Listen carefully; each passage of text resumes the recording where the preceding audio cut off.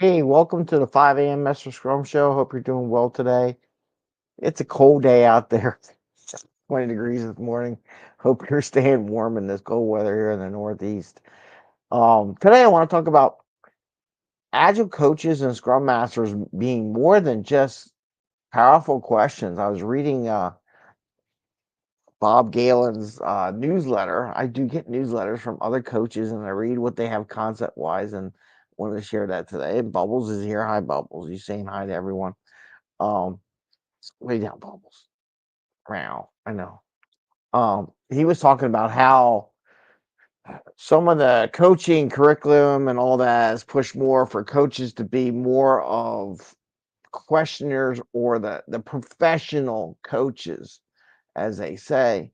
And it was an interesting thing. I kind of agree with him in a way, and I've never really gone down the pure professional coaching route as an agile coach. And I'm going to explain a little bit how that's a little different from that and what I do. And what I'm suggesting here is where now is a time for agile coaches, scrum masters to be a little more technical or business savvy and help provide guidance and mentorship to the teams and not just always ask questions and not always just leave it up to the team, because our job is to help teams progress and produce and be the best they can be. Just asking questions sometimes isn't enough. Sometimes they need a little help. Um, so anyway, it's 5 a.m. Mester Scrum Show. I am Greg Mester, Scrum Master and Agile Coach, and here we talk about Scrum and Agile in a very practical and tactical way. And I got fur going everywhere from Bubbles. Bubbles is like, "Ooh, Dad's on the show." Anyway, so I did restart my challenge, my 60-day challenge of getting up pre 5 a.m. in the morning and doing the little little show at 5:15 every day. So we went out there today. It was freezing cold, so that's out there if you're interested.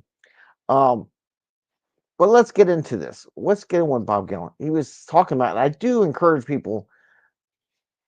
You should sign up for newsletters. Doesn't cost any money. Every once in a while, you got free time. It's one of the things I used in my free time yesterday, the other day, is since I got up so early, I had time to read those newsletters.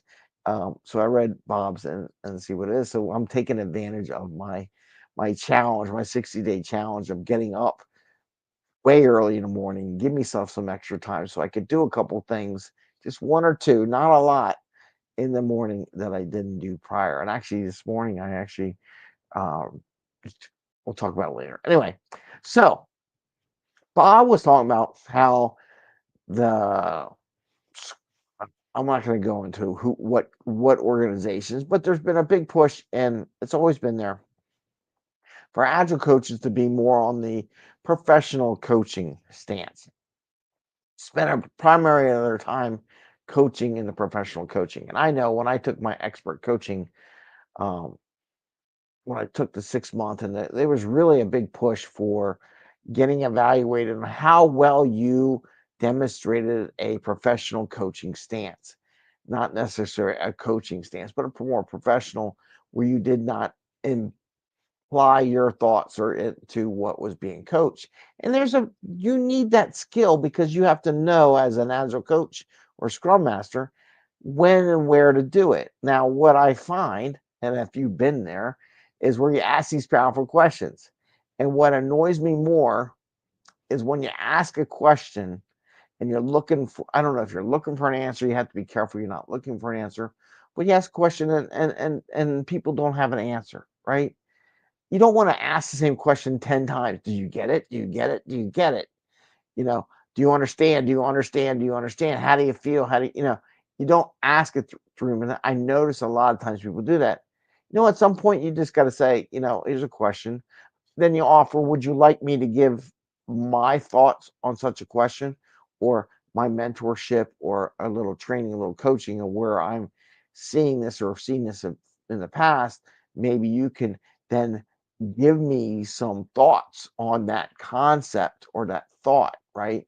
So rather than not doing anything, but getting more engaged with the coachee on where your questions are going and help them out a little bit, right? And that's a little different from the pure coaching stance, which Bob Galen was talking about. But I want to add another thing because it is a new year. There is a push. Everyone's trying to figure out what is the place for Scrum Masters, what is the place for Agile coaches. And I want to offer that now's the time to up your game and your little bit of technical savvy. So not only just not asking questions, powerful questions, but also providing some technical guidance, some experiences, some knowledge that you gain. I have always been a proponent. If you're on a Scrum team or you're in a company, and when you first get in as a Scrum Master, you don't necessarily have to know exactly what they're doing and what their product line is and stuff like that. I get that. But you know what? After like a couple months or when you're into it, you should be already into understanding their product line, how their services work, how their system works, how their business works. So this applies for not only technical, but also business teams that you may be coaching as a Scrum Master. If you don't understand, like in marketing, how they do calls and the rates and what goes into that and how to make their processes more efficiently, you do a disservice or minimize your ability to help teams see things that they are not seeing.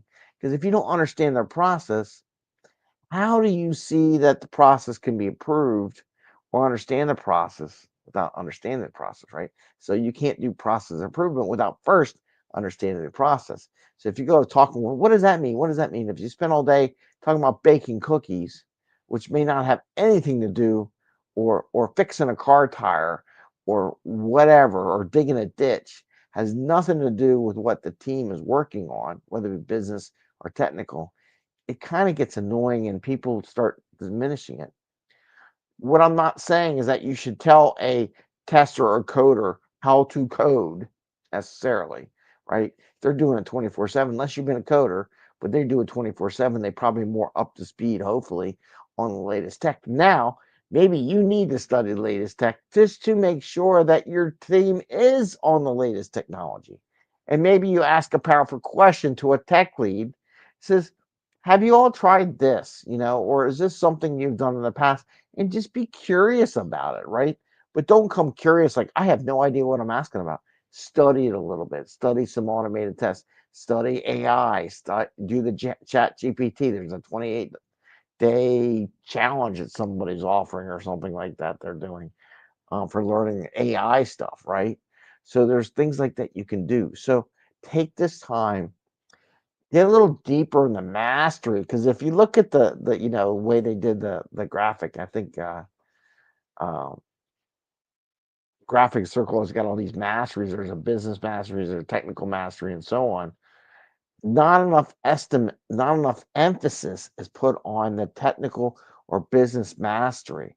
Now's the time to 10x your career, 10x the service you provide your team, by emphasizing a little bit more on those masteries, right? Come in a little expertise that you bring to the team that you can help guide them or ask better questions, right? So it's not just a powerful question, but it's a better question, a question related to the technical mastery, a question related to the business mastery that you're working, not some generic powerful question, but more into the business or technical side of it that you can ask those powerful questions. Why don't you try this? Or I've seen this before, and why isn't that working, right? And you can say, oh, okay. Do we need to worry about other things or APIs and all that kind of stuff that you should understand? So you've been there a few months, you should get there. So now's the time to study it. A lot of technical stuff. There's so much out there in the world. You can even ask ChatGPT to ask questions, but there's classes and things like that that you can go out there and take, books you can read. But I recommend what Bob Galen's saying. Do more than just ask those powerful questions. Do more than just take the coaching stance. Take a coaching stance, add a mentoring stance to it. Ask permission to help mentor. Ask permission to get into the technical mastery. Ask permission to get into business mastery. Say, do you mind if I ask a question about this? And you don't have to say I was studying or whatever, but those are the kind of things that you can ask about. So I wanted to share that with today. It was a good article. I do recommend Bob Galen's newsletter with a lot of other people's newsletters. It's free. It doesn't cost any money. I don't. And we even have a newsletter. If you're interested, I put it out every once in a while. I'm not as rigorous as these guys are for getting their newsletters out. Maybe I will be one day, but for now, it comes out every once in a while when I got a good thing going, or some results, or some survey, or something that might be of interest to the readers. And also, you get a free copy of my book, which is hiding right there behind there, that book, the Change Book. So you can get a copy of the Change Book in PDF form for free if you want. And you can join the Slack channel. If you join the newsletter, you get to join the Slack channel for free, and then you can ask questions. You can ask those powerful questions of other coaches and Scrum Masters and product owners and managers and business people and all those kind of things. If you have any questions, or me. With that, I want to wish you all happy Scrumming, a great day, and I hope your year is going off to a good start. Mine is definitely in changing with all my challenges that I'm doing every day now. All right. Take care, everyone, and enjoy.